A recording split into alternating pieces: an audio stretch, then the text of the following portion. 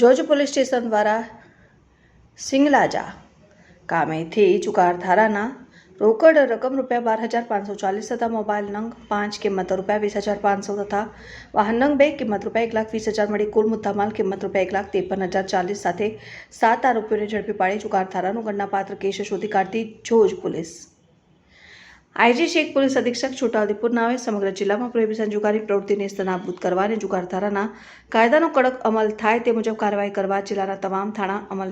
અમલદારનાઓએ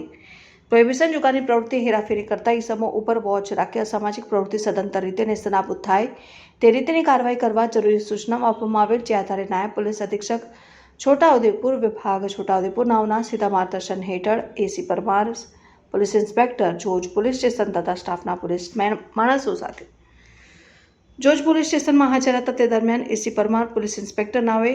ખાનગી બાતમીદાર થકી બાતમી હકીકત મળેલ કે સિંગલાજા ગામે પુજાર ફળિયામાં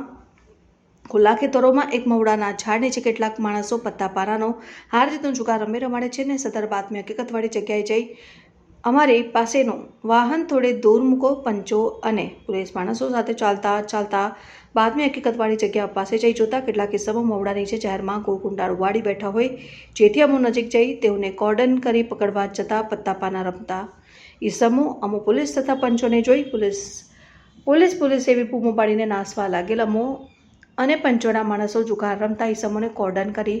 7 ઇસમોને સ્થળ ઉપરથી પકડી પાડેલ અને 3 ઇસમો નાસી ગયેલ, જેથી તમામ આરોપીઓ વિરુદ્ધ કાયદેસરની કાર્યવાહી કરવામાં આવેલ.